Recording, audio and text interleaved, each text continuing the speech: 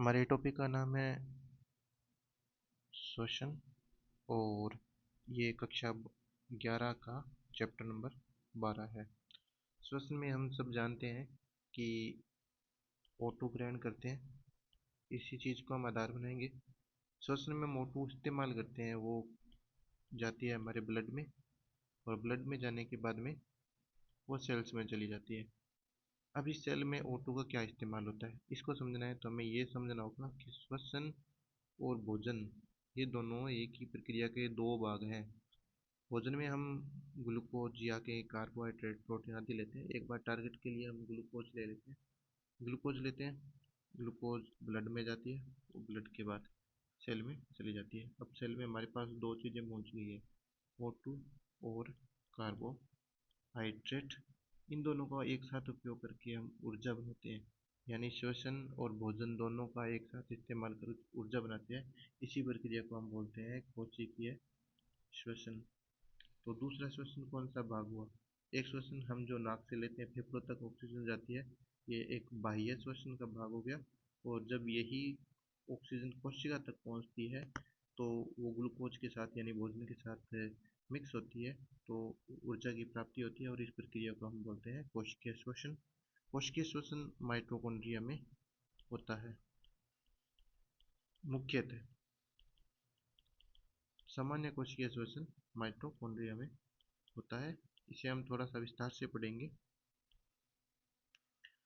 श्वसन में हमें ये चीज़ थोड़ी सी और ध्यान रखनी चाहिए कि जो माइटोकॉन्ड्रिया इस्तेमाल होता है, और यहाँ पर ऑक्सीजन और कार्बोहाइड्रेट मिक्स होता है। कार्बोहाइड्रेट बनाने का काम करता है क्लोरोप्लास्ट।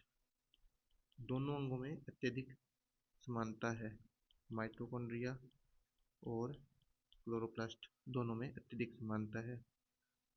माइटोकॉन्ड्रिया में स्वयं का डीएनए होता है, और इसके अंदर प्रोटीन बनाने के लिए स्वयं के राइबोसोम होते हैं।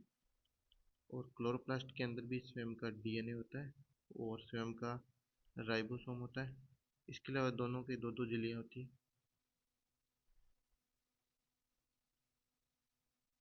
हालांकि ये झिल्ली एक बार के लिए मैं इसे बना रहा हूँ, हालांकि असल में माइटोकॉन्ड्रिया की झिल्ली होती है, वो फोल्डेड होती है अंदर से, जिसको क्रिस्टी बोलते हैं। पर एक बार के लिए देख लेते हैं, दोनों में डबल लेयर होती है, दोनों में खुद का डीएनए, दोनों में ही खुद का राइबोसोम होता है।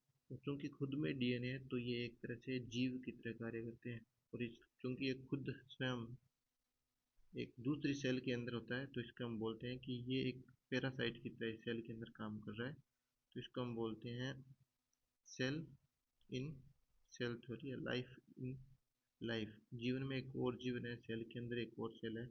तो ये आप ध्यान रखोगे, ये किन पे लागू होता है? माइटोकॉन्ड्रिया और क्लोरोप्लास्ट पे। ऐसा माना जाता है कि ये स्वयं शुरू में कौन से प्रकार के जीव थे? प्रोकैरियोटिक जीव थे, और जो दूसरे यूकैरियोटिक जीव के अंदर हमेशा के लिए शामिल हो गए। अब हम बढ़ते हैं श्वसन। श्वसन में हमारे पास दो चीज़ें हमेशा शामिल होती है। हम श्वसन और प्रकाश संश्लेषण में तुलना कर लेते हैं। प्रकाश संश्लेषण में हमारे पास कच्चा माल होता है CO2 और H2O, और इसके अंदर हम बनाते हैं कार्बोहाइड्रेट। श्वसन में हमारे पास यही कार्बोहाइड्रेट कच्चा माल होता है, और इसके साथ हमारे पास होता है कच्चा माल ऑक्सीजन, ऑक्सीजन और कार्बोहाइड्रेट। ऑक्सीजन और कार्बोहाइड्रेट का उपयोग करते हैं और हम इसके अंदर बनाते हैं CO2 जनरली। हालांकि इसके अलग अलग ऑप्शंस हो सकते हैं, वो हम अभी पढ़ लेते हैं।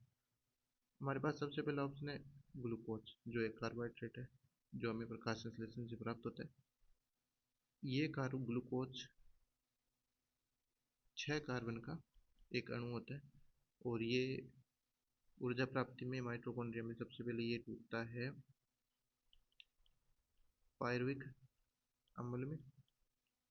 और पायरुविक अम्ल एक 3 कार्बन का अणु होता है। इस प्रक्रिया को अपने बोलते हैं ग्लाइकोलाइसिस। तो यहाँ से प्रश्न आ सकता है, ग्लाइकोलाइसिस का उत्पाद क्या होता है? 6 कार्बन का ग्लूकोज होता है, तो वो 3 कार्बन के पायरुविक अम्ल में परिवर्तित होता है। तो इस चरण में हमें 2 ATP प्राप्त होती है और 2 NADPH के अणु प्राप्त होते हैं। अन्य डीपीएच का अणु लगभग 3 एटीपी के बराबर होता है, तो ये 6 एटीपी और ये 2 एटीपी, टोटल इस चरण में 8 एटीपी के बराबर लाभ होता है। आप इस आंकड़े को याद रखने की बजाय सिर्फ इन दो आंकड़ों को याद रखना, 2 एटीपी और 2 अन्य डीपीएच। पायरवी कमल के बाद हमारे पास 3 विकल्प होता है।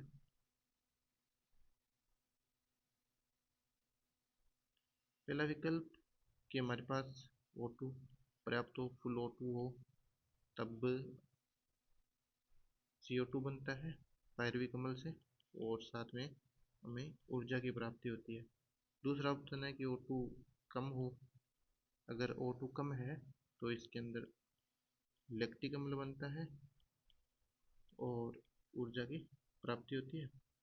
तीसरा ऑप्शन है कि O2 हो ही ना, पायरवी कमल के साथ O2 मिक्स ना हो, तब हमें एल्कोहल प्राप्त होती है और इसमें कोई ऊर्जा नहीं बनती, हालांकि CO2 बनता है।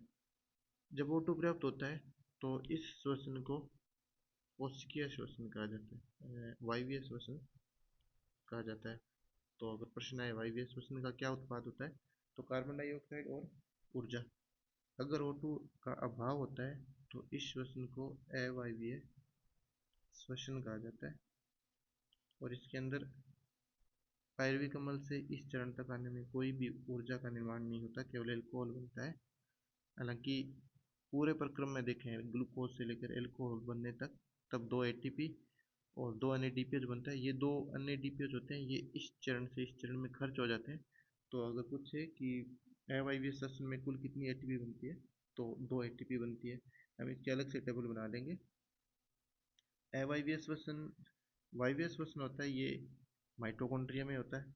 जब ऑक्सीजन आपके पास पर्याप्त हो तब ये माइटोकॉन्ड्रिया में होता है और इसमें अत्यधिक ऊर्जा निकलती है।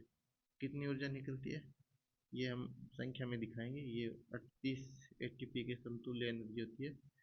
अगर O2 कम होता है तो ये डिपेंड करता है कि O2 कितनी कम है। इसके अंदर ऊर्जा की 2 से लेकर 10-12 एटीपी तक का निर्माण हो सकता है और इस प्रक्रम का जो स्थान होता है वो होता है सामान्यतः मांसपेशियाँ। जब अत्यधिक एक्सरसाइज वगैरह हम कर लेते हैं तब मांसपेशियों में जो दर्द होता है वो लैक्टिक अम्ल के कारण होता है। लैक्टिक अम्ल पायरुविक अम्ल से बनता है और इसकी वजह से मांसपेशियों में दर्द होता है। इसके अंदर एटीपी का निर्माण होता है, कोई फिक्स नहीं है, पर हम एक बार मान लेते हैं 2 से 10 एटीपी लगभग बनती है इसमें। अगर ऑक्सीजन का अभाव होता है तब इसके अंदर एल्कोहल बनती है, CO2 बनता है। इसमें एटीपी कुल मिलाकर इस प्रक्रम से इस प्रक्रम तक कोई एटीपी नहीं बनती। फिर भी एक बार के लिए हम टोटल राउंड का गिने तो इसके अंदर 2 शुद्ध एटीपी प्राप्त होती है। इस प्रक्रम को वायवीय श्वसन में जो 38 एटीपी बनती है, इस चरण को अपने क्रेब्स चक्र भी कहते हैं और ये हमारे चैप्टर का एक मुख्य भाग है और ग्लाइकोलाइसिस भी हमारे चैप्टर का एक बड़ा भाग है। ये हमने मोटे तौर पर पढ़ लिया है।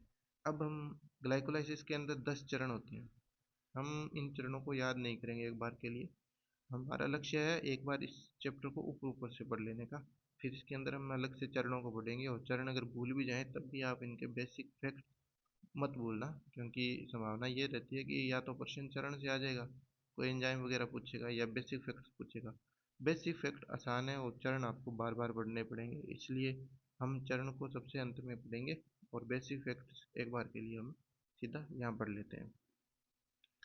इसमें हम एक चीज़ और पढ़ेंगे कि जब एटीपी बनती है तब सबसे ज़्यादा जो रोल होता है वो H प्लस आयन का होता है और H प्लस आयन जब एटीपी बनाने में योगदान देते हैं तब एक थ्योरी काम करती है जिसको हम बोलते हैं रसोपरासरण की थ्योरी और इसको कीमियोस्मोसिस भी कहा जाता है। सीधी सी सिद्धांत है कि एक झिल्ली है और इस झिल्ली के एक तरफ H प्लस अत्यधिक मात्रा में है और जब ये H प्लस अत्यधिक सांद्रता है, इनकी सांद्रता उच्च हो गई, उच्च सांद्रता से जब ये निम्न सांद्रता की ओर यानी झिल्ली से बाहर गति करते हैं तब यहाँ पर एक खास प्रकार का सिस्टम होता है जो इस गति के कारण एटीपी का निर्माण करता है।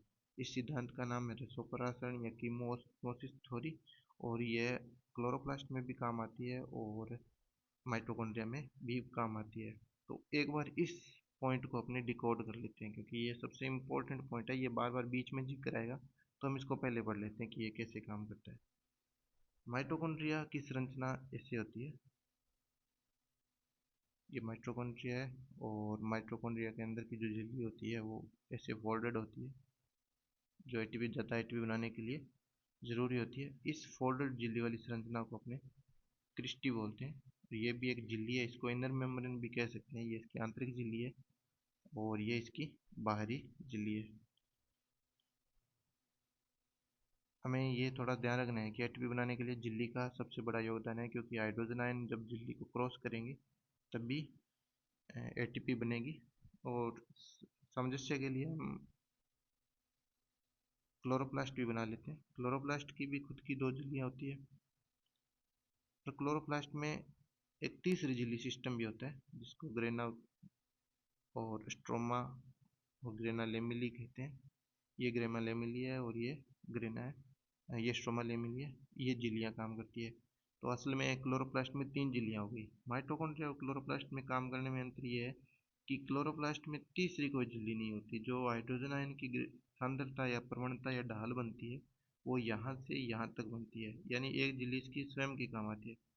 क्लोरोप्लास्ट में इसकी खुद की दो झिल्लियाँ बाहर होती है, ये प्रवणता में काम नहीं आती, बल्कि प्रवणता में ये झिल्ली और ये झिल्ली काम आती है। और यहीं से पेपर में प्रश्न आ सकता है कि क्लोरोप्लास्ट में जो हाइड्रोजन आयन की सांद्रता होती है वो किन झिल्लियों के बीच होती है। तो ये थाइलाकोइड बोलते हैं इन सिक्कों को, ग्रेना या थाइलाकोइड आप नाम दे सकते हो। थाइलाकोइड, ये भी थाइलाकोइड ही कहलाता है। ये अंदर से कंटिन्यूअस होती है, बाहर से दो अलग अलग चीज़ें हैं। हमने पढ़ा था इसके अंदर पीएच सेकंड काम करता है और इसमें पीएच फर्स्ट काम करता है।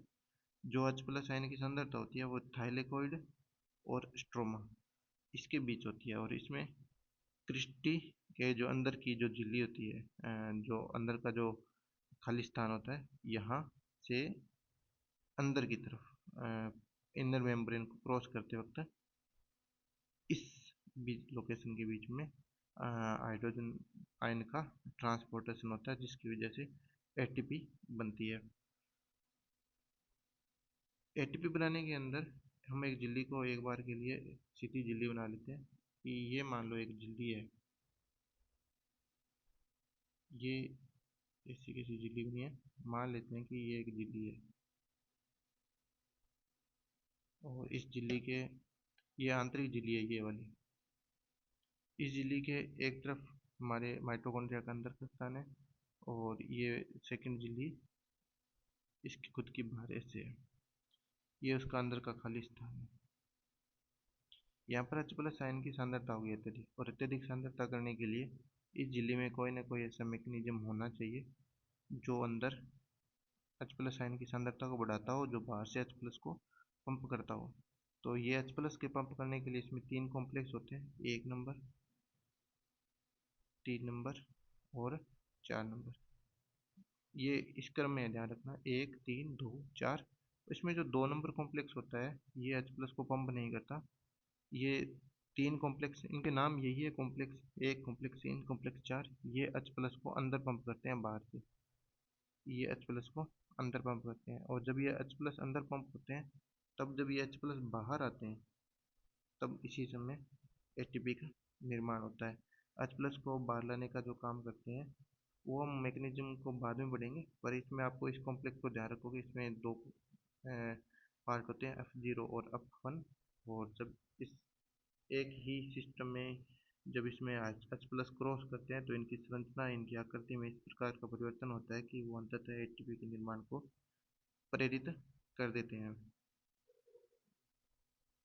इस चैप्टर में हमने मोटा मोटा जो नए नए शब्द सीखे हैं, हमें उन शब्दों का थोड़ा सा हिसाब रख लेना चाहिए। हमने इस चैप्टर टॉपिक में पढ़ा है कि कोशिकीय श्वसन क्या है,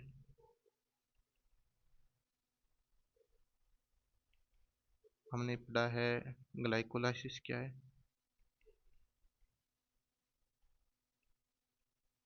हमने पढ़ा है वायवीय और अवायवीय श्वसन, जिनके हमने नाम पढ़ा है, इनको किण्वन भी कहा जाता है। अवायवीय श्वसन को, वायवीय श्वसन में जो चक्कर काम करता है उसको क्रेब्स चक्कर कहते हैं।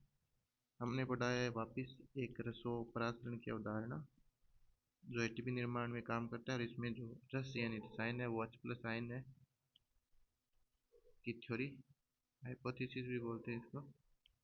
और हमने पढ़ा इसके अंदर ग्लाइकोलाइसिस में कितने एटीपी बनते हैं।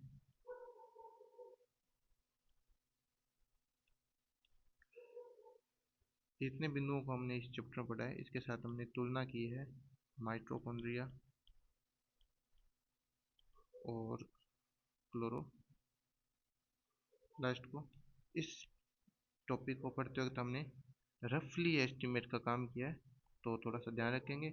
इनको हम गहराई से या शुद्धता से, इसमें हमने थोड़ा सा एस्टिमेशन का काम किया है, यानी चीज़ों को समझने के लिए एक बार के लिए हमने एस्टिमेशन में काम लिया है। मोटा मोटा हिसाब रखा है, पूरा उसको बारीकी से नहीं देखा है। फिर भी हम इसी चैप्टर की अगली क्लास में इनको बारीकी से देखेंगे, ताकि ये कंसेप्ट पूरी तरह से क्लियर हो जाए। आज के लिए बस इतना ही।